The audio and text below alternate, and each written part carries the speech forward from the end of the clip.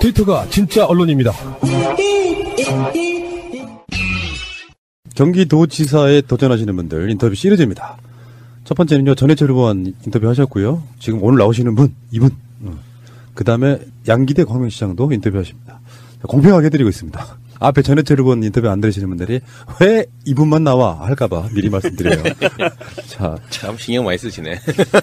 우리 공정언론이잖아요. 네, 공정언론. 네. 자, 이재명 성남시장님 오셨습니다. 어서 오십시오. 네, 반갑습니다. 이재명입니다. 예, 거의 한 2년 정도 만에 나오시는 거예요. 그런가요? 벌써 그래 됐나요? 이재명 시장 나오신 게 제 기억에 2016년 초반이니까 딱 2년 정도 된 거죠. 그러네요. 네. 그런가요? 벌써. 아. 그런 이재명 시장님이 우리 같은 일반인들 쌩깠죠.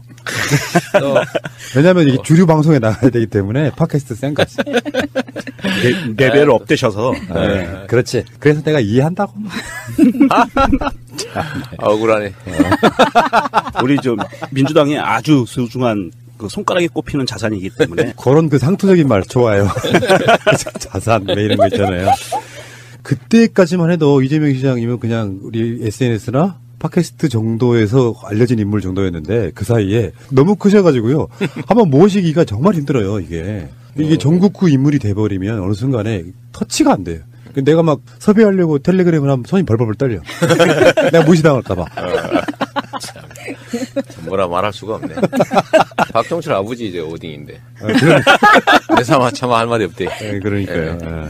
대선 후에 첫 인터뷰인데요. 네. 다 알죠. 사실은 이제 전국구 스타가 되고 어떻게 지내는지 일거수일투족이. 심지어는 자택까지 카메라가 들어가서 뭐 예능했지 않습니까? 그렇죠. 예. 그런데 본인 말씀으로 인터뷰 오랜만에 하시는데 어떻게 지내셨는지 한번 좀 설명 좀 해주세요. 제가 그 새날 출연한 게 벌써 2년이 됐다니까 정말 세월이 정말 화살 같네 이런 생각이 드네요. 근데 2년 동안 저는 정말로 거의 뭐 순식간에 지난 것 같습니다. 특히 작년 이제 대선 전에 그 경선 국민의 재작년 여름 정도부터 되게 바빠졌던 것 같고요. 또 작년 2월 정도부터 본격적으로 경선이 시작됐고, 그리고 이제 4월 경선 끝나고 5월 이제 대선까지 뭐 그때도 사실은 뭐 신경 쓸 게 많지 않습니까? 저는 이제 공식적으로 못 나서지만 어쨌든 우리 문재인 정부 만들어야 되고 우리 민주당 승리해야 되니까 이제 거기 주력하고 그 끝나고 이제 잠깐 쉬려고 했는데 뜬금없이 방송 출연 얘기가 나와서 그것도 한 달 정도 버텼는데 결국은 하게 됐고, 그래서 그게 한 석 달 간 것 같아요. 그러니까 본인이 요구하신 게 아니고 방송 쪽에서 그 얘기를 좀 잠깐만 드리면 이 양반들이 경선 도중에 저를 쫓아다녔다 그래요. 우리 참모들한테 이제 경선 끝나면 이제 출연 좀 해주면 하는 게 어떻겠냐 제안을 했다 그러는 거예요.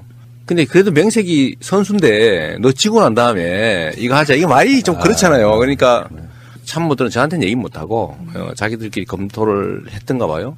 그러니까 그 제작진이 저 부부 진짜 재밌겠다 다녀보니까 뭐 사실 둘이 꼭 손잡고 다니고 그랬으니까 경선 때 계속 쫓아다녔대요. 경선장 뭐 토론회 장소 다 쫓아다녔다고 그러고 끝나고 나니까 저한테 제안을 했는데 제가 안 한다고 그랬죠. 미쳤냐. 그걸 24시간 48시간 카메라에 풀로 공개하고 방송이라고 하는 특성이 재밌기만 하면야 남들 그야말로 이렇게 여드름 짜는 장면도 낼 판인데 그렇잖아요. 그게 방송인데 너무 위험하다. 그래서 제가 안 했죠. 그런데 그쪽에 설득이 한 달 이상 또 계속 저한테 집요하게 얘기한 게 나한테 도움이 될 거다라는 거예요. 생각하는 거와는 다르게 제가 너무 일면만 보여진 게 있고 전체가 보여지면 오히려 우리 국민들의 공감도가 올라갈 거다. 이제 그 말을 처음에 내가 안 믿었는데 얘기를 듣다 보니까 좀 그럴듯해 보여서 결국 꿰매 넘어간 거예요. 세뇌당하셨구나. 세뇌당한 거죠. 그래서 6월 말부터 촬영 시작해가지고 이제 9월 달 석 달을 했는데 그 석 달이 정말로 힘들었어요. 정말로 힘들었어요. 안 봐도 보여요. 네. 제가 너무 잘 알죠. 그런 상황. 그렇죠. 저는 그런 정도인지 몰랐어. 그리고 이제 그 9월까지 휙 지나가 버린 거죠. 집안에 카메라가 곳곳에 있는 거는 한 수십 개 있는 거, 수십 개. 그러면은 촬영 안 하고 있을 때도 있어요? 아니면 24시간 돌리진 않을 거 아니에요? 잠잘 때는 꺼놓죠. 침실도 설치해놨는데 잠잘 때까지, 지금도 잡니다 할 때까지 하고 일어난 다음에 켜고 이런 정도지 계속 켜놓는 거예요. 화장실까지 뭐. 빤스만 입고 돌아다니기가 힘들어지는 거지, 이제. 그러다 결국 빤스 비슷한 거, 내복이 아니라 그 잠옷 입고 돌아다니는 거 막 구슬로 이제 다 찍히고 있는데, 그게 이제 처음에는 되게, 무슨 저 대통령 후보까지 했다는 사람이 뭔 짓이고, 그래서 저한테 항의 엄청나게 많이 들어왔습니다. 그 당장 때려치라고. 격 떨어진다 뭐 이런. 말씀하신 게 제가 그게 저는 반대로 알고 있었어요. 이재명 시장이 자기 홍보하려고. 완전 정반대시잖아요. 반대죠. 근데 저는 두려웠죠. 이게 너무 위험하잖아. 한 방에 가는 수가 있다니까.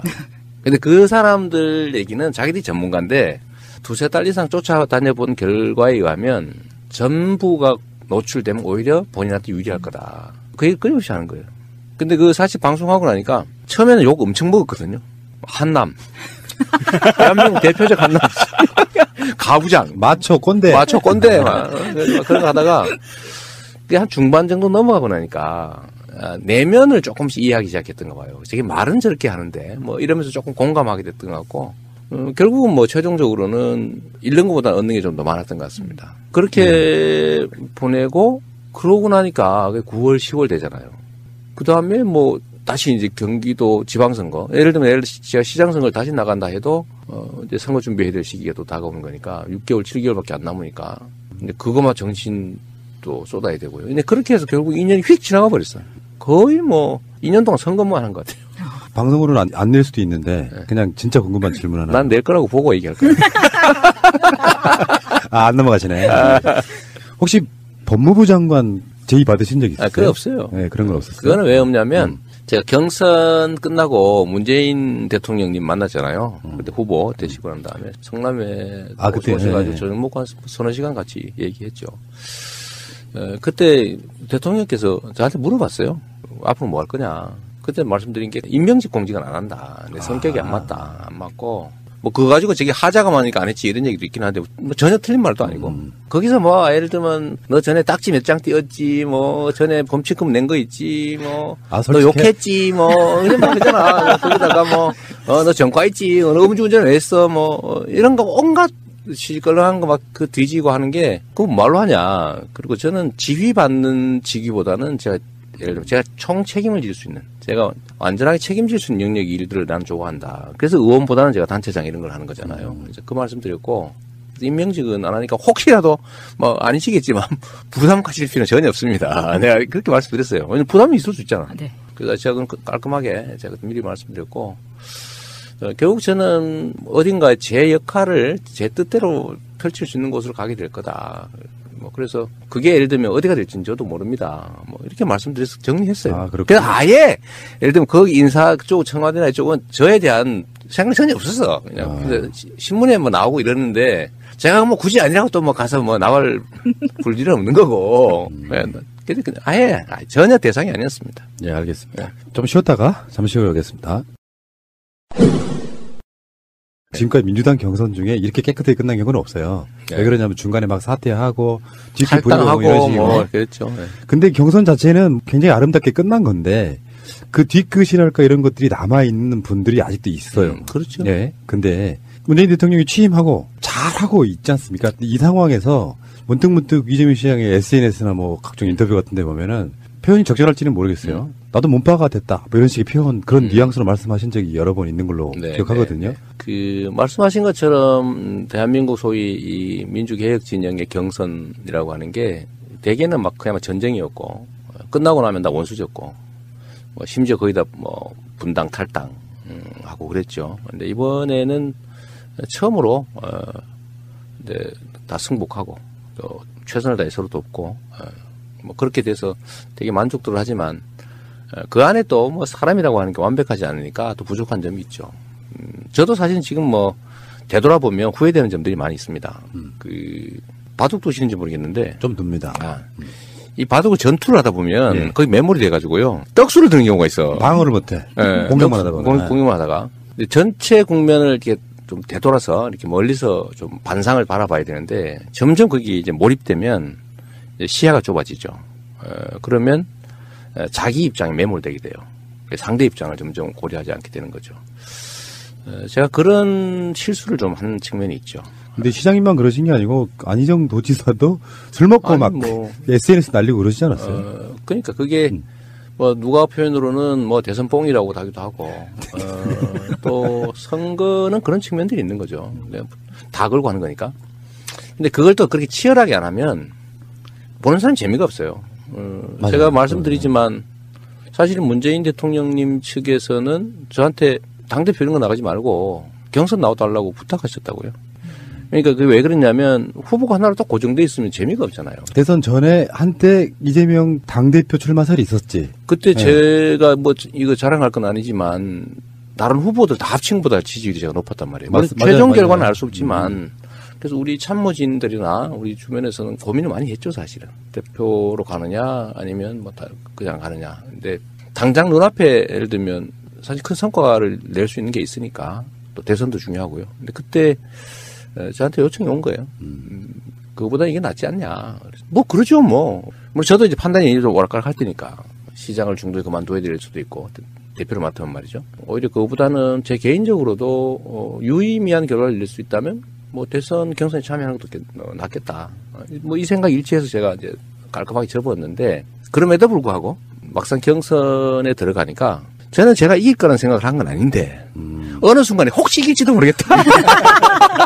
이런 생각이 조금 드는 거예요. 그리고 제 혼자가 아니잖아요. 주변에 이제 예를 들면 여기 그냥 박은 올인한 뭐 참모들도 있는 거고 예를 들면 조직도 있는 거고 사람들도 있는 거니까 그쪽에서는 뭐 현장에서는 치열하게 전투 벌어지고 저한테도 저쪽을 미는 측면도 있고 또 저도 혹시 이러다 이기는 거 아니야? 뭐 이런 약간의 지금 생각하면 불가능한 욕심이라고 그럴까? 뭐 이렇게 잠깐 생겨나기도 하고 해서 오버한 측면들이 있죠. 네. 근데 그게 미세하게 저는 미세하다고 생각하는데 이제 받아들이는 측에서는 상처 또는 뭐 배신감, 뭐 싸가지 없음, 뭐 이런 걸로 받아들여졌던 게 있는 것 같고 그게 저한테도 지금 부담이 되고 있는 거죠. 부담이 되고 저한테도 결론적으로는 득보단 실이 더 큰 상황이 됐죠. 제가 분석 한번 해드릴까요? 간단하게. 제가 그 대선을 중립적으로 본 사람이기 때문에 일종의 이재명 시장께서는 개혁적 마인드, 진보 마인드. 이재명의 지점이 진보 쪽 표를 완고하게 붙잡아두는 역할을 했어요. 민주당에서는. 그래서 왼쪽을 좀 심하게 커버하는 측면이 있죠. 근데 그러다 보니까 양 날개로 나는 거하고 똑같은 개념으로 아직까지 젊은 이재명 시장은 관리자 마인드, 주류 마인드가 부족했던 부분이 있거든요. 근데 머릿속에 계속 노무현 대통령이 후보가 되던 것만 생각을 하니까 그런 게 안 보였던 거라고 생각해요. 그 당시 시점에서는. 뭐 그런 측면도 있긴 하고요. 근데 그게 좀 더 더하면 어쨌든 제 역할은 진보 개혁 진영 이쪽 소위 좌측 좌측을 확고하게 제가 확보하는 게 역할이었기 때문에 일종의 팀 플레이잖아요. 이러다가 제가 뭐 중앙 공격수가 될 수도 있지만 어쨌든 이 과정 자체가 하나의 팀 플레이인데 저는 왼쪽 안지사는 이제 우측 이렇게 아주 정말로 일부러 만들려도 만들기 어려운 그런 사실 환경이 된 건데요. 그래서 저는 왼쪽 측면을 맡으니까 좀 왼쪽을 좀 심하게 한 측면이 있죠. 예를 들면 약간 더 과격하게 그래야 왼쪽 확산 효과가 있거든요. 근데 그런 것 때문에 저한테 기대했던 사람들이 있죠. 예를 들면 무정부주의에 가까운 사람들. 아나키스트들 진짜 많아요. 많죠. 그다음에 극좌. 이쪽까지도 저한테 기대를 하는 거죠. 야, 저 사람이면 민주당의 이름으로도 뭔가 큰 세상, 새로운 세상을 만들 수 있겠다. 뭐 이런 게 있으니까 그런 사람들이 많이 붙었죠. 근데 그건 이제 확산 효과예요. 근데 그 반면에 이제 저 같은 경우는 이제 부담이 되는 거죠. 결국은 다 제 판단 잘못입니다. 그러니까 많이 배웠죠. 제가 지역적 전투는 많이 치러본 사람인데 대규모 이 전쟁은 처음이죠, 사실은. 이런 더 거대 규모. 그러다 보니까 시야도 좀 좁고 좀 멀지 못하고 짧고 그런 것들이 저한테도 손상이 됐고 또 우리 지지자층에서도 일부 또 상처 입은 사람들도 있고 또 저를 지지한 사람들은 실망하는 것도 있고 그런 거죠. 근데 이제 선거 경선은 끝났고 결론은 딱 하나죠. 뭐 제거해야 될 적과 싸운 게 아니고 함께할 동지들의 팀워크를 조정하는 과정이었으니까 누가 뭘 맡을 거냐 이런 거였으니까 게임은 끝났고 이제 선수 배치는 됐으니까 자기 역할에 최선을 다하는 거죠. 그 다음에 문재인 정부가 출범했잖아요. 이제 민주당 정권이 출범했는데 결론은 아주 단순합니다. 우리는 운명 공동체인 거예요. 원래부터. 예를 들면 문재인 정부가 실패했다. 그러면 다음이 있냐? 없어요. 맞습니다. 그건 초보 정치학이죠. 그래서 문재인 정부 성공 또 민주당 정권의 성공, 정권 재창출 이게 이루어지지 않으면 우리의 다음 희망도 사라지는 겁니다. 그러니까 성공해야 돼요.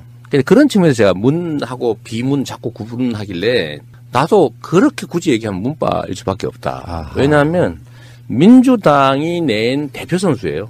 민주당의 상품이야. 그러니까 문재인 대통령으로 민주당이 보여지는 거잖아요. 민주당 정권의 핵심이에요. 그런데 분리할 수 없는 거죠. 그럼 민주당과 대통령은 단 조직이냐? 아니죠. 민주당 정권이고 문재인 정부의 성공이 민주당 정권의 성공이고 그게 민주당의 일부인 이재명이든 안희정이든 박원순이든 아니면 당원이든 또는 거기 지지하는 국민이든 간에 사실상 동일치라는 거예요. 맞습니다. 그래 예를 들면 속된 말로 문재인 대통령을 깠다. 나를 까는 거예요 그게. 응? 문재인 대통령이 잘못되도록 했다. 그건 나만 손해요. 근데 이제는 문재인 대통령은 경쟁의 상대가 아니고요. 우리 모두의 토대가 되는 겁니다. 이미 그 경쟁은 끝났어요. 그러니까 거기가 토대가 무너지고 우리 다 무너져요. 그 토대를 단단하게 하는 게 우리의 일이죠. 최근에 저한테 어떤 분이 그 부탁 하나를 했어요. 물론 행사가 취소되긴 했는데 광화문 행사에 진행하는 뭐가 하나 있었잖아요. 거기 가서 꼭 해달라는 말이 그 말이었어요. 적폐 세력들이 반격이 시작돼가지고 대통령 지지율 떨어지고 있다는데 여기서 비문, 친문이 어딨냐 그 말 꼭 해달라는 거야. 아니 근데 그거는 사실 언론의 프레임이죠. 저는 언론 중에서도 우리가 좀 극복해야 될 적폐 세력이 있다고 보는 건데 경쟁 관계가 아닌데 경쟁 관계를 만드는 거예요. 그 문재인 편과 문재인 편이 세상에 어디 있습니까? 그렇게 되면 안 되는 거거든요. 우리 모두의 상징이 된 거죠. 우리 모두를 대표하죠. 그 문재인 대통령이 실패하면 우리 다 망해요. 근데 거기는 경쟁의 상대가 아니라 힘을 합쳐서 거기를 성공하도록 지지하고 지원해야 되는데 지지하고 지원하는 사람들 사이에 경쟁은 있을 수 있어요. 방법을 놓고. 그러나 문재인 대통령은 이미 경쟁의 상대가 아니라 함께 그렇죠. 성공시켜야 될 우리 모두의 얼굴이 된 거죠. 그거를 얼굴하고 나하고 분리하자. 이런 거하고 비슷한 거예요. 여기서 긴급 질문이요. 네. 제가 지금까지 계속해서 궁금증을 가져왔던 것 중에 네, 하나예요. 네. 만약에 네. 국민들이 다 찍어서 대통령이 됐다면 네. 여러 상상 해드리면 안 되는데. 그런 거 하지 말아야 돼. 근데 문제는 사람들은 이재명이 정권을 잡으면 싹 쓸어버릴까 이런 얘기가 있었단 말이에요. 근데 막상 대통령이 되면 지금 문재인 대통령 이상으로 개혁할 수 있었을까요? 라는 질문 한번 드리고 싶어요. 근데 사실 뭐 역사의 가정이라는 건 정말 무의미한 거고요. 쓸데없는 분란을 일으키죠. 근데 분명히 얘기하면 정말 잘하고 있어요. 잘하고 있고 제가 하고 싶었던 거 그러니까 공개적으로 말하지 않았지만 하고 싶었던 것들이 있잖아요. 그런 것조차도 잘하고 있어요. 정말로. 근데 이제 이 상대의 저항이 워낙 극렬하니까 지금 요새 힘들잖아요. 그래서 사람들은 그런 얘기를 하죠. 왜 비판하지 않냐. 잘못한 거 있으면은 까야지. 이런 얘기 가끔 저한테 하지 않습니까? 문재인 대통령 까라고? 까라고. 그러니까. 그래, 저보고 그거 안 한다고 속된 말로 삐져가지고. 그 성남에 뭐, 김사랑인가 뭐, 그런 사람하고 손잡고 저 까로 다니는 사람도 있어요. 어이구.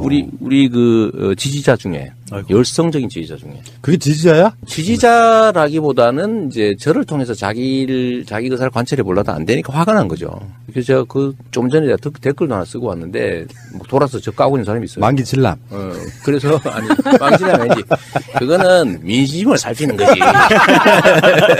근데, 거기다 그랬어요. 가는 길이 다르다고 해도, 당신들이 가고자 하는 그곳을 나도 열심히 가려고 하는 사람이다. 길이 다르다는 이유로 나는 옳고 당신은 싫다고 해서 나를 그렇게 적폐 세력 취급으로 하면 결국 본인이 가고자 하는 곳에 다다르는 게 더 힘들어진다. 이런 얘기도 했는데 그런 것조차도 인정 못하고 왜 문재인 미웠는데 왜 문재인 안 까냐. 정부 잘못하면서 까야지. 이런 얘기 하는 사람도 많아요. 근데 그거 안 한다고 저를 뭐 공격하는 사람도 있는 거고. 그래서 제가 그 사람들한테 공개적으로 한 얘기예요. 우리는 팀이다, 팀. 내가 언제 그리고 경선할 때도 내가 지면은 깽판 친다고 한 일 없고 지면 내 정책이라도 남고 지면 이긴 사람 위해서 열심히 지지 지원할 거다고 얘기했지 않냐.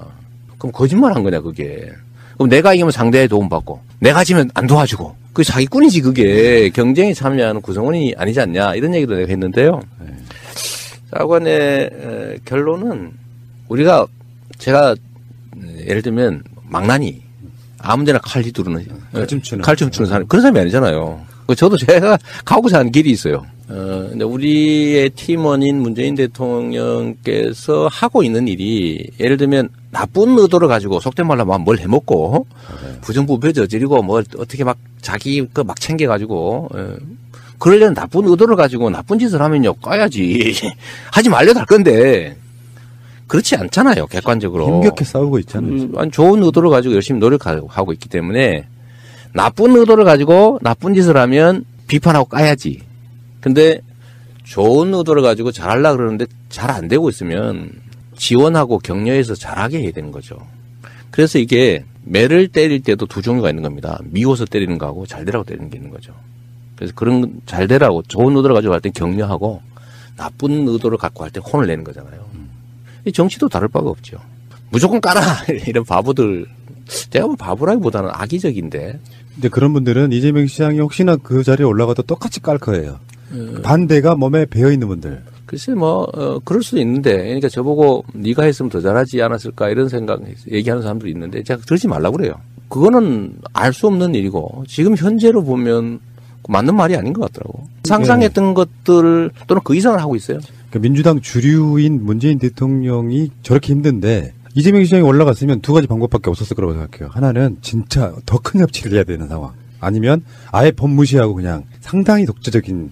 법을 무시하진 않죠. 그런 건 심각하니까. 그런 거였어요. 제가 했던 이야기 중에 하나가 이재명 시장이 올라간다고 해서 법을 지켜가면서 하려고 그러면 결국에는 문재인 대통령 스타일로 갈 수밖에 없을 거다라고 이야기했던 게 그런 부분이거든요. 그렇죠. 그러니까 지금까지 봐서는 정말 잘하고 있어요. 남북 관계 정말 어려운 거거든요. 지금 대한민국의 과제는 크게는 한 세 가지라고 보여지는데 하나는 나쁜 짓 한 사람 잡아내는 거예요. 죄진 사람 처벌하는 거. 그걸 적폐청산이라고 보통 부르지만 이 적폐청산은 현재 단계는 아주 낮은 단계에 적폐청산을 하고 있는 거거든요. 이게 뭐냐면 죄진 데 대해서 처벌을 하는 거예요. 이건 적폐청산이라고 할 수도 없어요. 그냥 죄진 놈 처벌하는 거예요, 그냥. 근데 다음 단계 적폐청산은 예를 들면 부당한 구조를 개혁하는 거예요. 그 적폐거든요. 소수의 힘 있는 사람이 부당하게 다수로부터 이익을 탈취하는 거. 불공정한 경쟁 시스템. 이런 것도 적폐인데 이 단계는 가지도 못했어요, 아직은. 그 다음 해야 될 게 이제 문화를 바꾸는 거죠. 야, 이 죄짓고는 못 사는 나라구나. 공정하지 않으면 나한테 이익이 없구나. 이렇게 믿어지는 문화. 그게 제대로 된 나라거든요. 근데 여기는 전혀 못 가고 죄진 사람 처벌하는 단계인데 뭐 잘하고 있지 않습니까? 그 다음에 지금 중요한 게 결국 먹고 사는 문제예요. 경제죠. 산업, 성장 이런 얘기 하지 말고 중요한 거는 어떤 엄청난 불평등과 격차. 여기 때문에 사람들이 다 희망을 잃어버렸잖아요. 역사적으로 다 그래서 나라가 망했거든요. 분석 여러 가지 있어. 외국가 쳐들어오고 관료가 부패하고 흉년이 들고 다 이런 현상적 분석이 있는데 본질은 그 사회가 가지고 있는 자산과 기회를 특정 소수가 지나치게 독점해서 압도적 다수가 기회를 잃어버렸을 때 그럼 기근이든 아니면 외침이든 이런 걸로 해서 그게 폭발하는 거죠. 그럼 망하는 거거든요. 그래서 이 경제적 불평등과 격차, 불공정 이 문제를 해소하는 거는 정말 어려워요. 근데 문제는 그게 쉽지 않다는 거죠.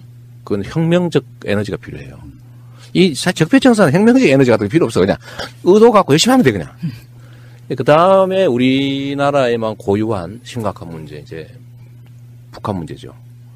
통일 평화 문제인데 이게 또 엄청나게 어렵다는 거예요. 우리의 내부의 문제가 아니라 미국, 중국, 일본, 러시아 이 세계의 열강들의 이해관계에 엮여 있으니까 우리 마음대로 할 수가 없는 영역이죠.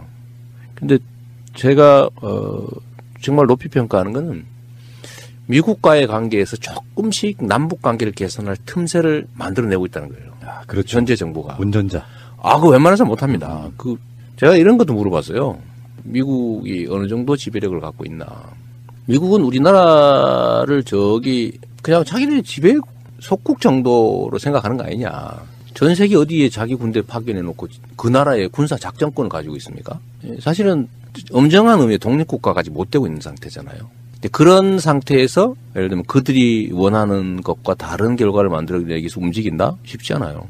북한은 압박해가지고 확 그냥 항복받으려는 게 미국의 전략인데 우리는 그게 안 되는 게 알고 만약 그게 성공한다고 해도 그 과정에서 엄청난 피해를 입을 수가 있습니다.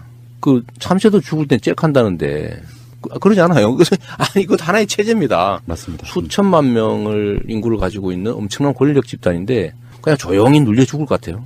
그거 아니지. 근데 그런 결국 피해는 누가 입냐? 우리가 입는 거죠. 그래서 이런 상황에서 여하튼 미국의 국가이익에 예를 들면 트럼프처럼 저렇게 막 무지막지하게 밀어붙이는 그 틈새 속에서 조금씩이나마 이렇게 틈새를 벌려 나가고 있어요.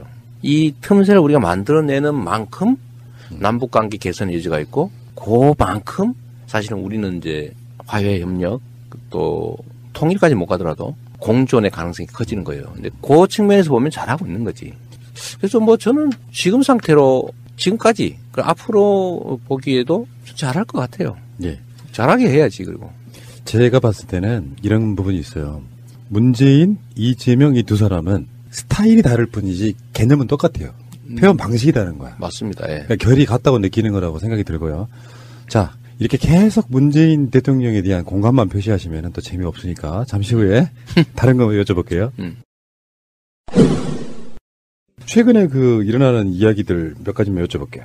시장님하고도 연관이 있어요. 네. 최근에 얼마 전에 이재명 시장님 고소하신 분들, 고발하신 분들 있죠.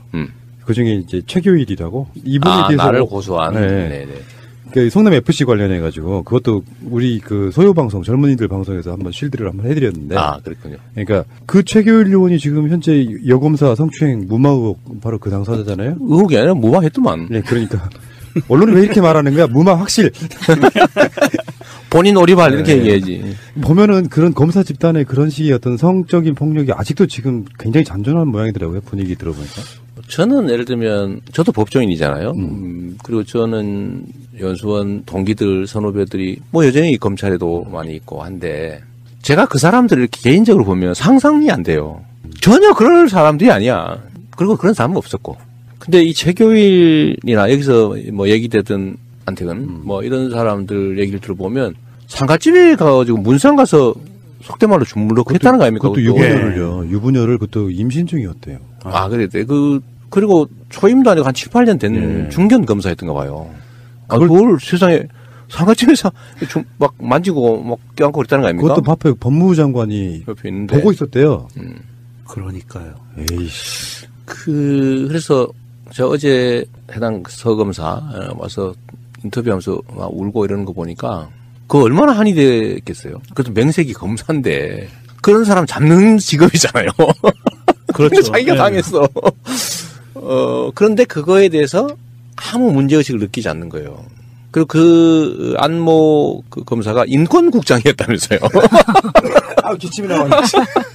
아니, 그러니까 앞에서는 인권 하는 담당을 하면서 자기가 인권 침해를 막 하고 있는 거죠. 이 권력을 가지고 습관적으로 약자들에게 행사하고 누리고 또 그들의 고통 속에서 희열을 느끼는 그런 사람들이 있는 것 같습니다. 검찰에만 있는 게 아니고 뭐 군대에도 있고 보면 군대에서 여성 부사관, 여성 장교들 성폭행 한 사례가 많잖아요. 보면 동료나 조직원으로 보이는 게 아니라 그 성적 대상으로 보이는 거죠. 군대. 근데 검찰도 그러고. 근데 이 사람들이 또 승승장구한다는 거죠. 그 거세하고 발치차야 되는 거 아니에요? 법대로 하면 그렇게 해야지. 근데 이제 공소시 저질렀다고 지금 흐지부지 하는데 제가 보니까 그런 짓 한 사람이 계속 그런 똑같은 짓을 해요. 보니까요. 이 최교일 씨를 내가 지금 내가 언론에 손을 내주려고 그래, 이제. 근데. 너 뒤졌어, 이제. 이 양반이 법률 지원 단장이라서 난 그 사람 전혀 몰랐습니다. 했던 얘기 또 하고 했던 얘기 또 하는데 제가 분명히 얘기했거든요. 성남 FC도 프로 축구단이고 기업인데 광고를 파는 거예요. 스폰이잖아. 예를 들면 메인 가슴 광고. 그렇죠. 이건 한 3, 40억 갑니다. 싸게는 20억. 어깨 광고. 뭐 한 10억에서 20억. 뭐 백북 뭐 이런 데다가도 뭐 한 5억씩 뭐 이렇게 받아요. 그 프리미어 리그에 삼성은 수년간 수백억 내잖아. 어마어마한 건 냈죠. 수천억도 냅니다. 내는데 그 광고를 매출을 한 거예요. 시민구단들이나 프로구단들이 다 그렇게 기업들한테 광고 노출해주고 돈 받고 하잖아요. 그래서 운영하는 건데 이거를 기부를 받았다고 우기는 거예요. 미르 재단처럼 기부받았다고. 미르가 광고해줬냐고. 아니, 미르가 삼성을 백번호 붙여줬냔 말이에요. 아니잖아. 그렇죠. 근데 우리가 예를 들면 붙여준단 말이에요. 그 광고를. 그래도 수백만이 보지 않습니까? 그래도 그러잖아. 근데 이걸 계속 기부라고 우겨요. 그리고 성남FC는 주인이 성남시민이야. 성남시가 운영하고 있는 구단이에요. 시가 예산을 투자해서 운영하는 곳이에요. 그 미르 구단은 국가 예산을 투입한 국가 기업이 아니잖아. 근데 이거를 계속 같은 거라고 우겨. 이거 말고 얘는 들 게 많죠. 그리고 우리는 공개적으로 다 한 거고. 그리고 광고라고 하는 게 좀 더 시너지를 올리기 위해서 다양한 방법이 있는 겁니다. 예를 들면 기업은 사회공헌 해야 되는데 주빌리 은행 그 모금해가지고 수천억 지금 이제 조 단위로까지 서민들 금융 장기 연체 채무 탕감해 주는데 그 홍보해 주는 게 우리 성남시의 중요한 일이고 내가 그 대표기도 하고 또 성남시에서 뭐 모금해서 많이 탕감도 했는데 전국적으로 확산할 필요가 있다. 그러니까 네이버는 어차피 지역 기여해야 되거든요. 그리고 성남에 들어올 때 지역 기여 약정이 돼 있어요. 성남 시유지를 사서 들어왔거든, 거기가. 시유지를 반을 쪼개서 사고 거기에다가 일종의 혜택을 받고 들어온 기업이에요. 거기 정자역이요. 정자역이지. 그러니까 그때 협약서가 있습니다. 그 협약을 일부 이행하는 거죠. 근데 그런데 네이버는 좀 더 공익적인 일을 하고 싶은 거예요. 특정 구단을 후원하는 것보다는 좀 더 생생하다고 좀 그렇고 좀 더 이렇게 기업 이미지 제고에 도움이 되는.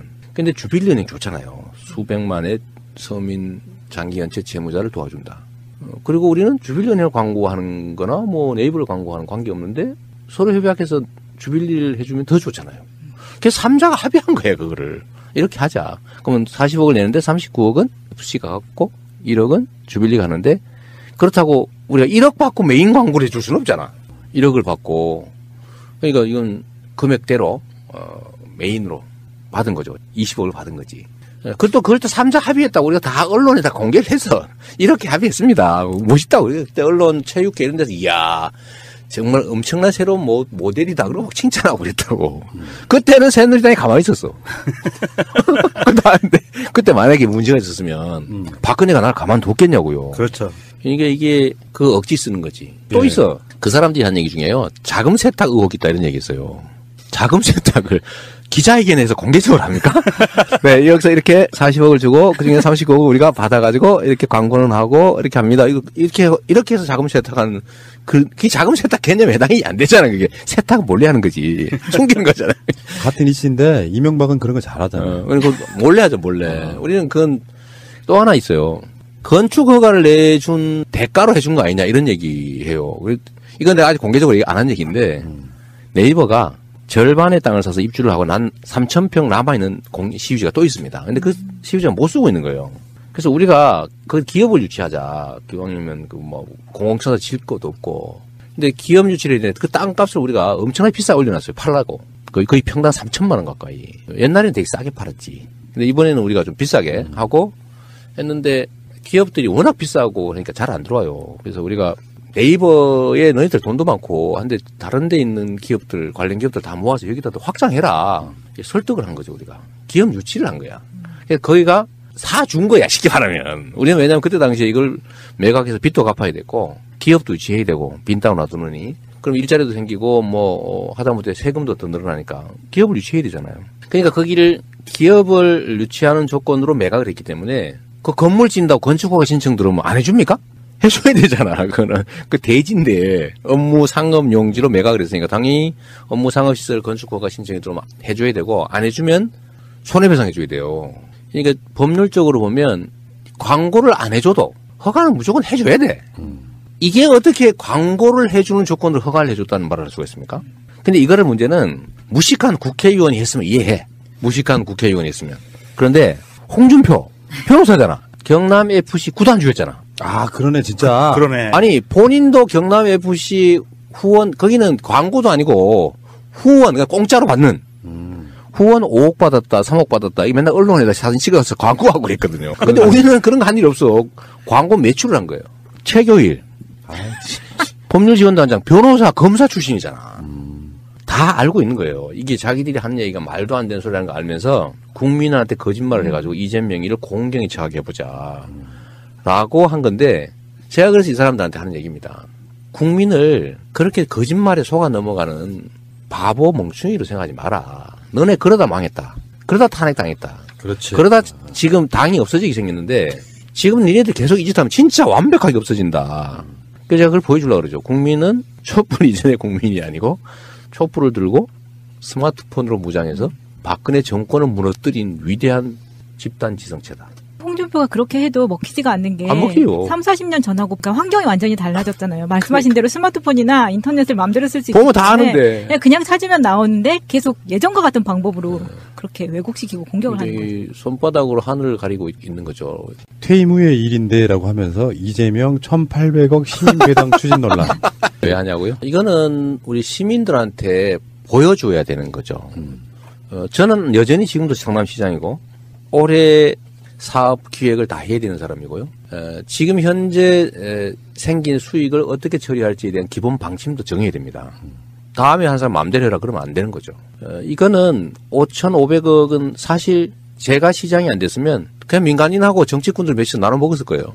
제가 그걸 뺏었잖아요. 뺏어서 만든 과외 수입이고 그중에서 1,800억 말고 920억, 2,600억 이거는 공원도 만들고 그 터널 다리 그 길도 만들고 했으니까 1,800억 정도는 우리 시민들한테 직접적으로 혜택을 주자라는 생각을 작년부터 하고 있었어요. 작년 초부터. 그런데 이거를 지금 정하지 않으면 지금 용역도 줘야 되는데 그냥 몰래 할 수는 없잖아요. 그래서 당연히 저는 이 처분 방향은 정해야 된다. 뭐 내가 시장을 계속 할지 뭐 그만둘지야 또 두고 봐야 되겠지만 그냥 계속 하세요. 아니 계속 하는 사람이 많아 성남에는. 뭐 하려고 근데 골치 아프게 그런 거 하냐고 성남시장 계속 해달라고. 얼마 전에 동사무소 갔더니 웬 할머니 저한테만 매달리는 거예요. 그냥 시장 계속 해주면 안 돼? 아니, 방법이 하나 있어. 성남이 광역시가 되면 경기도지사나 레벨이 같아져요. 레벨이 같아도 그 똑같은 일 할 필요는 없는 거죠. 그런데 제가 보여주고 싶은 거는 18만 원, 뭐 가구당 한 6, 70만 원, 이렇게 뭐 팔자고 치는 돈이겠어요. 그러나 제가 꼭 하나 증명해 보이고 싶은 게 선거 잘하면, 정치 잘하면 자다가도 떡이 생긴다. 그러네. 이걸 보여주는 거예요. 맞아요. 자다가 지금 벼락 많이 맞잖아, 지금 우리가. 잘못 뽑고 사실은 감시 안 하고 방치해놨더니 IMF 오게 만들고 말해요. 그리고 온 국민이 거지 됐잖아요. 자다가 벼락 맞은 거거든? 근데 잘해놨더니 감시 좀 잘했더니 관심 가졌더니 자다 보니까 진짜 떡이 생겼어. 이게 얼마나 큰 차이입니까? 맞습니다. 예. 그러니까 이게 지방자치라는 게 이렇게 중요하다. 민주주의라는 게 이렇게 중요하다. 대리인을 잘 뽑고 잘 감시하고 책임을 잘 묻는 게 이렇게 직접적으로 우리의 삶을 바꿀 수 있다. 하늘과 땅의 차이를 만들어낼 수 있다는 거를 하나의 증거로 보여주려는 거죠. 그 증거 중에 가장 좋은 게 현금이 생기는 게 현금이요. 최고의 증거 아닙니까? 그렇죠. 현금. 근데 그것도 뭐 지역화표를 주면 받는 사람도 좋아. 동네 뭐 재래시장도 좋아. 경제 살아서 또 좋아. 맞습니다. 많이 좋잖아요. 예. 너무 좋아. 지역화폐 이 부분은요. 앞으로 계속 뻗어나갈 거예요. 우리가 얼마 전에 그 복귀왕 시장 이야기할 때 백원택 씨가 지금 전국의 정책이 된 것처럼 그러니까 어떤 특별한 분야의 복지 정책이 있어가지고 시조급 되는 분들이 있어요. 왜 저애는 안 하던 일을 자꾸 저지르냐라고 얘기하잖아요.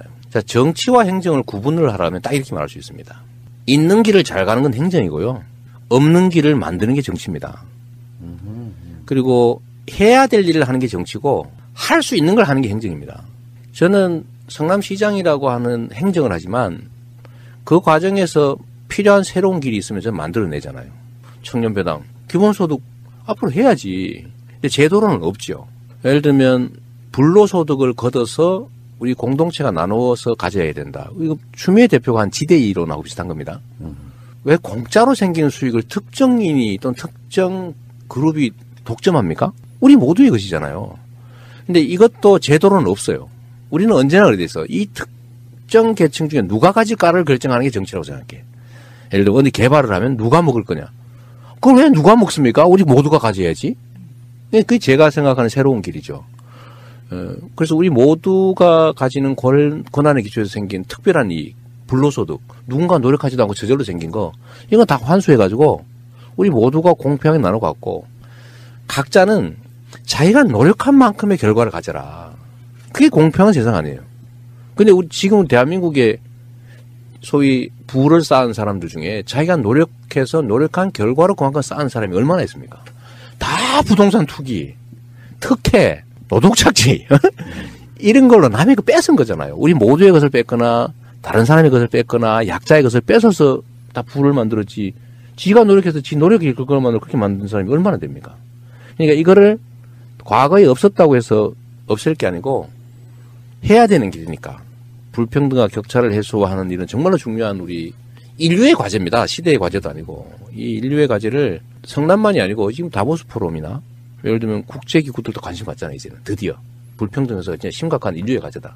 예, 우리도 필요하니까 길을 만드는 거예요. 그게 청년 배당이고 그게 저는 시민 배당이죠. 예를 들면 경기도도 경기도민 배당하고 국가는 국민 배당을 하면 드디어 기본소득의 나라가 되는 거지. 경기도 얘기 나와서 그런데요. 요즘에 그 남경필 지사와의 브로맨스가 대단하시대요. 두 사람만 마치 선거에 출마할 것처럼 지금 압도적으로 구도를 만들어 놓고 있는데 남경필 지사하고 그러다 사랑에 빠지시겠어요? 점점 사랑하게 되는 것 같긴 해요. 이 대목에서 제가 정말 아쉬웠던 대목이 있어요. 문재인 대통령님의 분노 발언입니다. 최고 권력자가 분노를 하시면 굉장히 많은 갈등이 일어날 수 있습니다. 그것도 공개적으로 하셨거든요. 저는 최고 권력자의 그 분노는 아주 공적인 영역에서 분노가 일어나야 공감대가 생깁니다. 저는 그날 대통령께서 말씀하신 그 분노는 제가 볼 때 그게 과연 공적인 분노인가? 저는 그 대목에 있어서 좀 우려되는 말씀을 드립니다. 지금 하고 있는 적폐청산은 제도나 문화를 바꾸는 게 아니고 그렇죠. 범죄 청산 중이에요. 근데 이걸 가지고 죄 지은 자들 또는 죄 지은 자들과 공범들이 정치 보복이다, 지나치다, 시기 또는 강도를 조정해야 돼 이런 얘기 하잖아요. 공정한 룰을 깨고 부당한 이익을 보는 소수의 기득권자들의 범죄 행위는 끊임없이 초고강도로 계속돼야 된다. 그래서 뿌리를 뽑아야 됩니다. 근데 여기에 대해 저항하잖아요. 이 말씀에 전적으로 동의를 해요. 그렇게 하자는 거고요. 네. 단 집권 여당에 힘 있는 정치인들이 나서서 감나라 배나라 하지 말라는 겁니다. 아니 그러니까 제가 그 말씀 마저 드리려고 해요. 불의와 부정이 범죄에 대해서 분노하지 않는 지도자는 지도자가 아니에요. 당연히 분노해야죠. 이명박 대통령을 보면 사자 예를 들면 4대 강인 그 있을 수 없는 짓 했지 않습니까? 방위비리, 예를 들면 자원외교, 예를 들면 뭐 선거에 장난친 거, 예를 들면 국가 예산을 뭐 자기들 마음대로 쓴다든지, 다스 이용해서 정말로 많은 주가 조작 피해자를 만들고도 자기는 아니다 그러고요. 이런 행위들에 대해서 범죄를 찾아내 처벌하는 걸 가지고 이 사람은 정치 보복이다 이렇게 얘기하잖아요. 거기 또 많은 분들이 동의하잖아요. 왜냐하면 그들은 적폐 세력과 공범들이거나 동조자들이었던 겁니다. 공정한 경쟁의 룰이 보장되고 범죄 행위로 돈을 벌거나 범죄 행위로 가진 수익을 가질 수 없는 정상적인 나라를 만드는 게 대통령이 제일 의무인데 그거를 망가뜨리려고 정치 세력을 규합해서 정치 보복이라는 프레임으로 벗어나려고 하잖아요. 분노해야죠. 재밌었던 게 그 동상이몽 출연하실 때 네. 남경필 지사한테 물었어요. 왜 출마 안 하시냐고. 나는 같이 나갈 사람이 없다고. 그러니까 서로 막 미워하다가 어느 날 갑자기 보면 굉장히 친해져 있는 게 느껴지는데. 거기는 저 불타는 청춘 나가려고 그랬잖아. 아 그러네. 진짜 싱글들 거기 그거지. 아니 그거 나가려고 실제 진짜로요? 했다가 촬영 이틀 전에 사고가 나서 아들? 네. 아 그렇군요. 본인 그러시더라고. 하여튼 저는 남경필 지사하고 일부러 만든 거는 아닌데 뭐 그렇게 된 측면이 있어요. 그리고 또 그걸 즐기는 면도 있죠. 그렇죠. 예, 근데 그게 억지로 만든 건 또 아니고 대중들의 관심이 거기 있으니까요. 예를 들면 현역 광역자치단체장 중에 박 시장 빼고 야권 중에서 제일 인기 좋은 사람입니다. 맞잖아. 이렇게 해석할 수도 있어요. 남경필이 자유한국당으로 복당한 데에는 이재명 시장 영향이 커요. 그럼요. 그러니까 또 변절하기 싫었어. 그래서 아예 출마 안 할 수도 있는 상태였는데 이재명 시장이 무럭무럭 너무 커버리니까 자유한국당에 대안이 필요한 거. 그래서 그게 끌어당기는 거라고 봐요. 그렇죠. 서로한테 이해관계가 일치한 측면이 있어요. 남지사는 경기도가 또 재밌잖아요. 이 판세를 보면 전국의 광역자치단체는 여권이 이기는 곳은 누가 나가도 다 이겨. 근데 경기도만 아니에요. 경기도는 그런데 압도적 차이가 나. 예를 들어 후보가 누구냐에 따라서 그 여론조사 결과가 천지 차이가 나버립니다.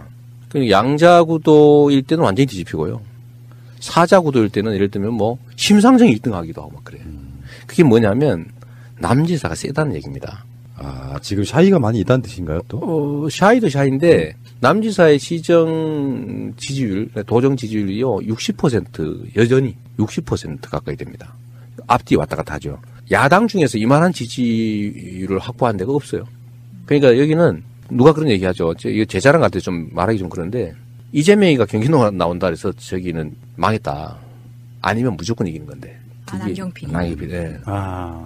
그런 얘기가 있는 거예요. 근데 그거 얘기 아까 맞는 거죠. 바른당에서도 무조건 1등이었던 거예요. 근데 제가 이제 후보로 서울시로 혹시 가는 기대를 했는지도 모르겠는데 저는 그건 안 한다고 했으니까. 이렇게 하니까 1대1 구도를 안 만들면 가능성이 없어진 거죠. 전혀 안 보이니까 결국 복당했다고 보이시고. 제가 경기도의 뭐 선거 결과를 얘기하긴 좀 그런데 하여튼 경기도가 좀 특수합니다. 인구도 워낙 많은 데다가 1350만이죠. 대한민국의 4분의 1인데 여기가 정말 특이해요. 사람 따라 왔다 갔다 해요. 후보의 당 따라 결론이 나지 않아요. 그 1월달 여론조사 결과 그렇잖아요. 거기에 남경필 지사의 사실 경쟁력이 숨어 있는 겁니다. 그리고 저는 뭐 남지사하고 이제 1대1로 이렇게 뭐 왜냐하면 이제 방송이나 이런 데는 그 시청률이 잘 나오는가 봐. 방송하는 사람들 입장에서 봐도 네. 그런 구도로 싸움을 붙여야 나오거든요. 그러죠. 근데 다른 데는 그럴 만한데 그치 마땅치 않잖아요. 자, 그러면은 진짜 중요한 건요. 나가시면 될 것 같아요. 에이 무슨 소리예요? 아니, 왜 그러냐면 이제 대선 후보로서의 후광도 분명히 있는 거고 워낙에 나는 입지전적인 인물이라 우리가 이야기 계속 하고 있잖아요. 기초단체장이 대선 후보 되는 경우는 정말 드문 경우잖아요. 없지 처음이죠. 앞으로도 없을지도 모르는데 그 정도로 자기의 어떤 내공이랄까 이런 거를 보여주신 분 입장에서 진짜 중요한 건 내부 경선일 수도 있다. 그렇지 않습니까? 네, 그렇죠. 근데 민주당 주류의 어떤 지원을 받을 수 있느냐라든지 지금 민주당의 당원이 한 160만 된다고 하는데 그 당심을 어떻게 얻느냐라든지 여러 가지 문제 속에서 1번 타자로 나오신 전해철 의원은 내부 경선은 내가 더 통과할 자신 있다 이렇게 말씀을 하시거든요. 뭐 그럴 수도 있죠. 네. 그럴 수도 있고 경선이란 낙관할 일은 아니에요. 그 양기대 시장 또 전해철 의원 또 훌륭한 분들이잖아요. 그런데 저는 그런 건 이제 고려할 필요가 있어요. 선거는 이겨야죠. 선거는 일단 그게 중요하고 내부 경쟁도 예를 들어 당원이 100만 명 그러니까 권리당원 100만 명 이렇게 얘기하는데 경기도만 해도 아마 18만 명 뭐 이렇게 얘기하는 것 같아요. 권리당원이 18만 명 전원 투표 시킬 거거든요. ARS 투표 뭐 이러고 당원 중심 정당인데 투표권 안 주면 안 되죠. 이미 당은 대체적으로 정한 거 아닙니까? 권리당원 전원 투표 50%, 안심번호 여론조사 50%. 이렇게 대체적 정한 거예요. 근데 10만이 막 넘어가는 그 당원들 전수 투표 결과라는 게 되게 여론 결과하고 비슷하게 가요. 몇천 명도 아니고 10만 명 뭐 이렇게 되면 결국은 이제 국민들이든 당원이든 민주당을 지지하는 사람들. 이 사람들이 주축일 텐데 이 사람들은 20년 만에 처음 온 기회잖아요. 20년 전에 한번 이겨보고 16년 동안 졌거든요. 임창열 지사 마지막에 딱 한 번. 처음이자 마지막이었죠. 근데 그 이후로 한 번도 못 이겼는데 경기도를 소위 우리 민주진영이 되찾아오는 것이 소위 문재인 정부 성공에 가장 큰 토대가 됩니다. 플러스 PK 정도면 딱이죠. 거의 PK까지 하면 이제 안정적이 되는 거고 경기도를 회복하지 못하면 상당히 불안해지는 거죠. 경기도를 대한민국 인구의 4분의 1 여기를 회복하는 것 이게 문재인 정부 성공의 이번 지방선거의 가장 핵심입니다. 뭐 서울은 당연히 지켜야 되고 경기도를 되찾는 거. 그러니까 그런 점에서도 우리 국민들이나 당원들이 합리적 판단을 할 거라고 보죠. 그리고 만약 거기서 이재명 아니야? 그럼 뭐 그거 받아들이면 되지 뭐. 아 근데 그럼 경기도지사 나가시려면은 성남시장을 사퇴해야 되는 시점이 있나요? 정확하게? 3월 15일입니다. 3월 15일까지. 네. 그러니까 성남시장 이재명은 사실상 3월 15일까지밖에 못 본다. 자꾸 이게 기정사실을 하려고 하지 마세요. 내가 잘 안 넘어요, 제가. 중간에 바뀔 수도 있어. 성남시장 3선 할래 해버려요. 그럼 얼마나 이상해질까 분위기가. 그래서 아까 그 1,800억도 빨리 방침을 정해 놓으려고 하는 거예요. 예. 잘하시는 것 같고요. 그 부분은 누군가가 이재명 지지하고 누구는 뭐 어떤 사람 지지하고 이런 부분이 있어갖고 다 일장일단이 있어서 지지하는 쪽의 장점만 이야기하는 건데 네. 이런 비판도 있는 거예요. 대선 나가기 위한 용도로 경기도지사 한다 이런 식의 비판이 있을 수 있거든요. 그 일부에서 그런 얘기 하더군요.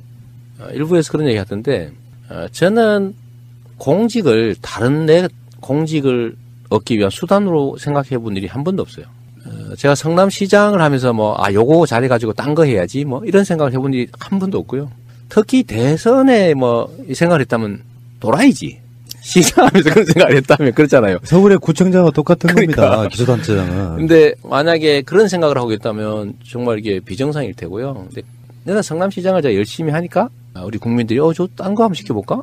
뭐 호미보다는 저기 쟁기를 두면 더 잘하지 않을까? 뭐 그런 생각을 하는 분들이 생긴 거잖아요. 이 대선, 대권 뭐 이런 거는요. 개인이 하려고 해서 되는 것도 아니고 결국 국민들이 집단지성으로 선택하는 겁니다. 누구를 쓸까? 그런데 그중에 막 그 자리를 노리는 사람이 있어요. 주인의 입장에서 봤을 때. 끊임없이 거기다 그 눈을 그다음에 지휘를 열심히 안 해. 그 써주겠어요? 절대 안 써줍니다. 그 국민이 그걸 압니다. 예를 들면 경기도를 맡았을 때 요거를 이용해가지고 내가 딴 더 높은 자리 해야지? 이렇게 마음 먹으면 대중이 그걸 일단 알아챌 뿐만 아니라 성과를 내기 어려워집니다. 제가 맨날 하는 얘기죠. 현재에 충실하지 못하면 그리고 저 멀리 쳐다보고 딴 데 욕심내면 스텝이 꼬여서 자빠진다. 넘어진다. 실제 제 삶의 경험으로 알고 있는 거고. 아니 경기도가 얼마나 중요한 일인데 그걸 수단으로 삼을 만큼 제가 간이 크지가 않아요. 의혹이 하나 있잖아요. 이재명은 한 명이 아니다. 그래서 SNS 하는 이재명, 시정 살피는 이재명.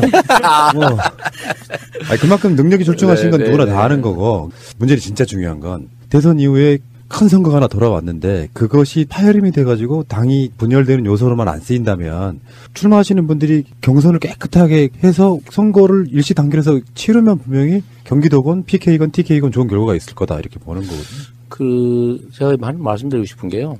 이런 대규모의 공직은 국민이 선택하는 건데 그거를 나 할 거야 하는 것도 웃기지만 안 할 거야 라고 하는 것도 우스운 거예요. 그거는 본인이 정하는 게 아닙니다. 그냥 머슴은요. 지가 맡은 일, 시킨 일 열심히 하면 돼. 그러면 주인이 알아서 이거 말고 딴 거 해 하는 때가 오겠죠. 근데 나 저 딴 거 할 거야. 내가 딴 거 더 폼나는 거 해야지. 이렇게 하고 있으면 주인이 절대 안 써줍니다. 근데 시장님 진짜 궁금한 거 하나 있어요. 네. 그냥 성남시는 단일 대우로 가면 되거든요. 정책 하나 하면. 네. 규모도 경기보다 작고. 근데 도지사나 시장들 중에서 자기 권한이 가장 작은 게 경기도지사라는 이야기 들어본 적이 있거든요. 그건 일리가 있어요. 네. 그게 왜 그러냐면 50만 이상 도시는 도의 권한을 상당 부분 시로 이양을 해놓은 상태이기 때문에 자기 마음대로 할 수 있는 게 그리 많지는 않습니다. 그리고 도는 자기 이름으로 행정을 하는 게 아니고 다 시군을 통해서 하기 때문에 미세한 예를 들면 동네 청소 잘하고 뭐 이런 거 하기 어려워요. 그러니까 체감되는 정책을 하기가 어렵죠.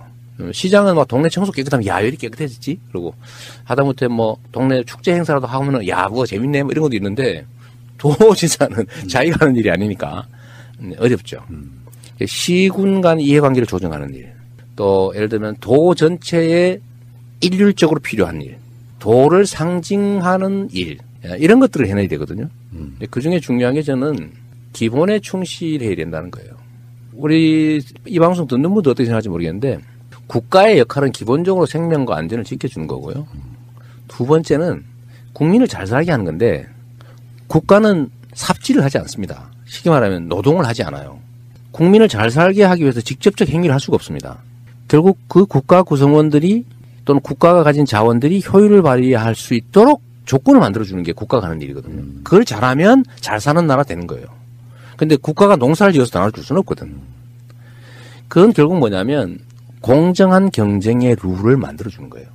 기본에 충실한 나라가 흥하는 나라입니다. 국가가 일자리가 생길 수 있는 환경을 조성하는 거죠. 근데 그게 다 기본에 가는 겁니다. 경쟁을 해도 뭐 효과도 없고 중소기업 해봐야 맨날 뺏기기나 하고 노동을 아무리 열심히 해도 맨날 그냥 손가락 빨고 야근, 특근, 잔업 맨날 해도 먹고 살기 죽도록 어렵고 이런 나라에서 무슨 희망이 있겠어요?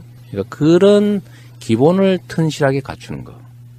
이게 이제 광역자치단체가 할 일 같습니다. 근데 그런 면에서 보면 오히려 그러니까 상대적으로 적은 게 맞아요. 시장은 지가 다 할 수 있거든. 그러니까. 근데 도는 시군을 통해서 해야 돼. 재미는 좀 덜 할 것 같아요. 재미는 덜하죠. 재미는 덜한데 분명히 총량으로서의 역할은 큽니다. 이재명 시장의 단점 하나 말씀드려볼까요? 너무 똑똑해요. 그러니까 인터뷰할 때 불편해. 그러니까 잠깐 쉬는 틈을 안 줘. 언제 치고 들어갈 때지 모르겠어. 노는 얘기 하나 해줄게. 그러면. 네. 성남시가 돈이 많아서 복지정책 많이 한다 이런 얘기 있잖아. 이것도 일종의 프레임인데 자 예를 하나 들어볼게요. 고등학생들한테 교복 주는 거 이게 돈 많아서 하는 것 같이 생각되지만 전혀 아닙니다. 30만 원이거든요. 근데 학생이 최대 8,000명이에요. 10,000명 채워 그러면 30억이죠. 시민 1인당 얼마예요? 100만 명이니까 3,000원입니까? 그렇죠. 예. 1인당 3,000원이죠. 1인당 3,000원. 만약에 제가 어디라고는 안 하고 어디 군 하나 군. 예를 들면 인구 7만 되는 군이 있다고 쳐보세요. 거기에 예산이 보통 3, 4천억 됩니다. 정부에서 주는 예산이 있거든요. 거기에 고등학교 입학생 몇 명 될 것 같아요? 500명. 500명밖에 안 됩니다. 그러면 1억 5천이면 돼요. 4천억 중에 1억 5천 못 만듭니까? 비율로 따지면 훨씬 더 적어요. 1인당 예산은. 예를 들면 청년배당 그 얘기 되었는데 성남 100억 들거든요. 24세한테 100만 원씩 주느라고. 10,000명이니까. 그럼 아까 7만 되는 군에 24세 청년 몇 명 되겠어요? 그거 없잖아, 시골이니까. 한 400명 되겠지. 그럼 4억이 4억. 4천억 중에 4억 얼마입니까? 0.1%입니다. 그럼 산후조리비 우리 50만 원씩 주는데 성남이 한 8,000명 정도 나니까 40억 정도 들죠. 근데 그 동네는 얼마 몇 명 낳겠어요? 300명도 안 나요. 100명도 안 될 것 같은데. 300명 쳐주면 그 1억 5천이야. 4천억 예상 중에서 1억 5천 없네 이거죠. 그러니까 이게 결국 마음 문제입니다. 근데 그런 건 예를 들면 도 단위에서 시행하기 너무 쉽지. 그러네요. 도에서 예를 들면 예산 부담 절반 해주고 시군이 절반 하라 그러면 그럼 거의 예산 안 들고 하는 거죠. 생각보다 복지 정책이 돈 등이 아닙니다. 세력으로만 봐도 경기도라고 하는 상징적 서울을 둘러싸고 있는 뭐 최근에 남경필 지사가 뭐 서울하고 경기도를 한 몸으로 묶는 뭐 정책 이런 것도 제안하고 그러던데. 근데 그 진짜 그 얘기도 하나 해야 돼. 네. 광역 서울도로 경기도를 서울에 편입하자 그거 아닙니까? 근데 첫째로는 경기도의 자긍심에 관한 문제입니다. 경기도는 경기도 이름을 쓴 지가 1000년이에요. 1000년 고도입니다. 올해가 정명천년, 그러니까 경기도 이름 지은 1000년이 됐네요. 어? 경기도 생긴 지 1000년이라고 쉽게 말하면 새로운 1000년을 시작해야 되는데 서울로 편입을 하자니 없애버리죠. 서울을 경기도로 편입해야지. 그래서 생각을 해도 그렇게 해야 되는 거죠. 경기도의 가장 심각한 문제는 정체성 부족입니다. 사람들이 경기도민이라고 생각하지 않아요. 서울 시민 아닌 사람 이렇게 생각해. 서울 시민이 아닌 성남 시민 이렇게 생각하는 거죠. 근데 이걸 경기도민으로 생각하기 됩니다. 이게 지역 정체성이에요. 자긍심이죠. 그래서 그런 측면에서 완전히 반대로 가는 거고 경기도의 규제를 완화하자. 규제 완화의 방법으로 서울 광역도 얘기를 한 건데요. 그렇죠. 서울은 규제가 없냐? 아닙니다. 서울이라는 이유로 규제가 없고 서울이 아니어서 규제가 있는 게 아니고 필요하니까 규제가 있는 거예요. 근데 그렇게 경기도에 집중되어 있는 거죠. 왜냐하면 서울을 둘러싸고 있으니까. 그래서 이거 규제 완화의 방법으로 광역 서울도 즉 서울에 합병해버리자. 이거는 옳지 않고 필요한 규제는 유지하고 불필요한 규제, 역차별을 만드는 규제, 비효율을 가져오는 규제 이런 규제들이 꽤 많아요. 예를 들면 북부에 뭐 과도한 군사 보호구역이라든지 경기 동부에 과도한 상순 보호구역이라든지 자연보존권역이라든지 이런 것들은 규제를 좀 완화해야죠. 근데 이걸 통째로 철폐하자 서울로 만들어버리면 다 해결된다? 이거는 똑같이 홍준표류에 가깝습니다. 거짓말하면 통하겠지. 스피커 그거면 다 통하지 않을까 이런 기대를 하는 것 같은데 그 생각은 좀 버렸으면 좋겠어요. 확정 지형은 아니지만 지금 간 보고 계시는 거예요. 그런 표현 좀 하지 마. 그러니까 경기도지사 나간다고 이문 간보기 이런 거 좀 하지 마. 100% 시장 나간다고 이야기를 안 하고 계시잖아요. 지금 현재는. 네. 그러니까 하는 거 보면 안 나가는 게 좀 이상해진 상황이 돼 있는데. 그렇죠. 네. 마지막으로 한 말씀만 여쭐게요. 지금 남경필 지사처럼 뭐 연정 이런 걸로 이렇게 이미지가 된 게 있잖아요. 내가 경기도지사가 되면 이거 하나만큼은 꼭 하고 싶다 하는 거. 사람들은 돈을 많이 벌기를 원하는 게 아니고요. 잘 살기를 바라는 겁니다. 잘 살기를 바라는 그 수단의 하나로 돈을 바라죠. 경제 성장도 그렇고 지역 발전도 그런데 예를 들면 경기도에서 경기도민이 잘 사는 방법은 뭘까? 일단 좀 미세먼지 이런 거 대기 오염 문제잖아요. 뭐 요즘 미세먼지 너무 막 엄청난 것처럼 보여지는데 사실 대기 오염 문제입니다. 과거의 수질 오염. 수질 오염 문제는 지금 많이 완화되고 있어요. 근데 대기 오염이 이제 근본적인 문제로 사람들이 느끼기 시작한 거죠. 이런 삶의 환경의 문제. 깨끗한 환경에서 잘 살게 하는 거. 이게 되게 중요하다고요. 이거야말로 개인이 아니라 공공이 해야 될 일이죠. 일자리를 만들고 산업을 발전시키고 경제를 성장시키고 이거는 원래 하는 거야 맨날. 근데 거기에 예를 들면 경기도만이 할 수 있는 거. 복지를 확대하는 거. 더 나은 삶을 위해서. 경기도가 가진 기회와 자원들을 좀 더 효율성을 발휘하게 하는 거. 쓸데없는 데다가 막 토목공사 하느라고 돈을 마구 없애는 것보다는 사람들한테 지역화폐로 출산 장려해주고 예를 들면 고등학생들 무상급식이라도 지원해주고 그게 지역화폐로 지급돼서 동네 골목 상권도 살고 이럴 수 있다면 돈이 2배, 3배로 효율성 있게 쓰여지는 거잖아요. 그런 경기도가 가진 또는 그 지역이 가진 자원과 기회가 효율적으로 잘 쓰여지게 하는 거. 결국은 기본에 가는 것이다. 이 말씀 꼭 드리고 싶어요. 너무 막 우아한 뭐 동부가 뭐 첨단 뭐 도시, 막 세계 뭐 허브 뭐 그런 거 안 했으면 좋겠어. 예. 그냥 기본에 충실한 사람이 살만한 행복하게 예. 질 높은 삶의 유지가 가능한 이런 쪽으로 가야죠. 자, 그 방송 들으시는 분들이 시간적으로 부족하다. 그거는 원래 정규 방송이 있는 시간대 바로 앞에다가 성남시에서 이것밖에 시간이 없다. 난 그래서 내 책임은 아니고요. 나머지 부족한 부분들은 이 시장님이 굉장히 많은 인터뷰를 나가시거든요. 찾아서 들어보시고요. 제가 소관할 사항은 아니고 마지막으로 이런 말씀 하나 드리고 싶어요. 정말 옛날에 엄청나게 친한 동네 형이었는데 네. 동네 형이 이제 검사가 돼가지고 서울에서 네. 연락이 잘 안 되는 그런 형. 그래서 한번 모시기도 힘들고. 뭐 그런 부분이 있는데. 미안합니다. 명절이나 한번 내려오시겠죠, 뭐. 고향에. 그것도 그렇고. 네. 채널 청취자 여러분들 부탁드리고 싶은 게 이런 게 있어요. 좀 길게 멀리 봐야 된다.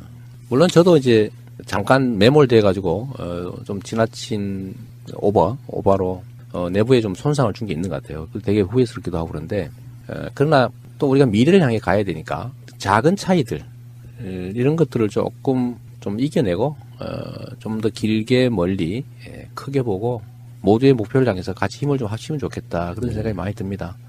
우리 사회가 과거보다 돈이 없는 것도 아니고 기술이 부족한 것도 아니고 사람들이 교육을 덜 받은 것도 아니고 분명히 기회 요인이 더 많은 사회예요. 과거에 비해서. 그런데 과거보다도 더 많은 사람들이 더 좌절하고 있거든요. 이유는 단순합니다.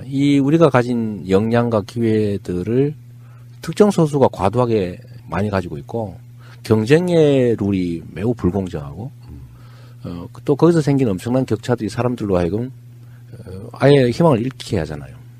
근데 이런 사회를 극복하려면 엄청난 에너지가 필요합니다. 우리가 촛불을 들고 박근혜 정권을 내쫓을 때 얼마나 많은 에너지가 소요됐어요. 그러니까 앞으로 우리가 해야 될 격차를 해소하고 공정한 사회로 합리적인 사회로 만드는 일도 엄청난 에너지가 필요합니다. 그런데 좋은 측면과 나쁜 측면이 있죠. 좋은 측면은 우리가 한번 이겨봤다는 거예요. 총칼을 들지 않고도 촛불만 들고도 거대한 적폐 세력의 머리를 우리가 떼어냈잖아요. 이제 몸통이 남아있어 파내야 되지만 그런 측면에서 우리는 승리의 경험이 있는 거예요. 앞으로도 우리가 의지를 갖고 함께 행동하면 만들 수 있다. 이런 희망이 있는 거고 또 하나는 이런 엄청난 에너지가 투여되지 않으면 바뀌지 않는다는 거예요. 지금 바로 반격하고 있잖아요. 저 사람들 신났다고 지금 도망가다가 지금 되돌아서 막 반격하고 있어요. 제가 이럴 때 우리가 어떤 태도를 취해야 되느냐. 우리가 단결해야죠. 전투는 끝나지 않았어요. 아직도 싸움은 끝나지 않아서 계속 싸워야 되는데 거기서 제일 중요한 요소는 우리의 단결이죠. 힘을 모으는 거예요. 서로 믿어주는 거죠. 그리고 적에 대해서 상대에 대해서 두려워하지 말아야 됩니다. 저는 홍준표나 뭐 최교일이나 이 사람들이 쏘는 총을 물총이라고 생각해요. 물총인데 맞아도 아무것도 아니야 사실은. 맞닥뜨리면. 근데 그걸 두려워하잖아요. 저거 맞으면 우리 죽는지도 모른다. 이 생각을 하고 피하지 않습니까? 저게 엄청난 무기가 되는 거예요. 그렇죠. 공포심. 네, 공포심이죠.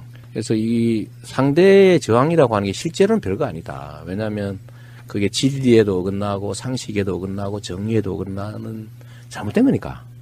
그런데 왜 그들이 힘을 얻냐? 우리가 외면하기 때문이죠. 두려워하기 때문에 그런 거예요. 그래서 우리가 두려워하지 않고 외면하지 않고 우리가 힘을 합쳐서 맞닥뜨려서 대응하면 우리가 원하는 나라, 저는 그 나라에 갈 수 있다고 봐요. 제가 말하는 나라, 정치적으로 보면 지금은 부패하고 무능하고 부정의한 집단하고 좀 그래도 정상적인 좀 생활이 가능한 사회 만들자고 하는 이 상식적인 집단의 투쟁 단계라고 봅니다. 근데 그 사람들이 보수라고 그러고 우리는 진보로 몰리잖아요. 몰린다고 보거든요. 우리 진보 아니에요. 우리 예를 들면 민주당 정도는 대개 중도 보수 정도라고 봐야 되는데 이제 저 사람들, 그냥 가짜 보수들, 적폐 세력들이 완전히 청산되고 나면 그 다음에 새로운 장이 열리죠. 소위 제대로 된 보수, 정상적 보수, 제대로 된 진보 진영이 경쟁하는 관계가 올 겁니다. 그럴 때는 과거에는 쟤네들은 나쁜 쪽으로 가자고 했고 우리는 좋은 쪽으로 가자고 하니까 타협의 여지가 없어요. 싸워야 돼. 나쁜 쪽으로 안 가려면. 그런데 우리가 앞으로는 다 좋은 쪽으로 가자는데 이 길을 통해서 좋은 쪽으로 길을 갈 거냐 저 길을 통해서 좋은 쪽으로 갈 거냐의 경쟁 관계라면 사실 어디를 가도 상관없습니다. 그럴 때는 그야말로 대화가 가능하죠. 그게 합리적 경쟁 사회죠. 그래서 민주당 정도가 제대로 된 보수의 영역을 맡고 정의당이나 뭐 예를 들면 노동당이든 뭐 녹색당이든 이런 쪽들이 진보 영역을 맡아서 그 두 가지가 제대로 경쟁을 하면 나라가 비로소 정상적인 상태가 돼요. 제가 꿈꾸는 대한민국의 짧은 미래는 이런 겁니다. 그게 이번 지방선거, 다음 총선, 그 다음에 거기에 연동되어 있는 다음 대선이죠. 예. 다음 총선과 대선은 사실 연동되어 있습니다. 그리고 지방선거도 다음 지방선거도 똑같죠. 사실 운명은 이번이 아니고 다음 총선입니다. 다음 총선과 대선에서 나라의 운명이 결정나겠죠. 비정상과 정상이 싸우는 그야말로 반지의 제왕 시대로 갈 거냐, 아니면 합리적 영역에서 방법을 달리하는 합리적 경쟁이 가능한 상식 사회가 될 거냐, 그 운명이 결정나는 다음 총선 대선입니다. 첫 번째가 이제 이번 지방선거니까 그래도 자신감 갖고 서로 믿어주고 손잡고 같이 가면 좋겠다, 그 말씀 꼭 드리고 싶어요. 시장님 이야기를 들으면 이런 생각이 들어요. 아까 농담처럼 적폐에 가면냐면은 너무 똑똑해.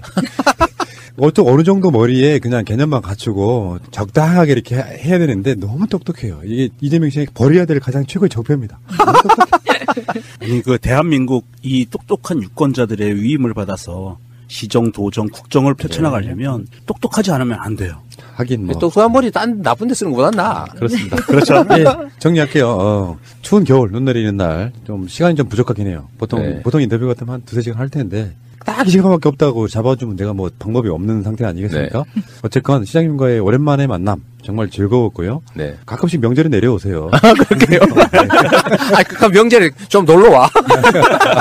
알겠습니다. 성남으로 오면 촬영도 쉽고 방송 철비도 다 있는데 말이에요. 그러네. 그럼 출장 한번 갈게요. 알겠습니다. 감사드리고요.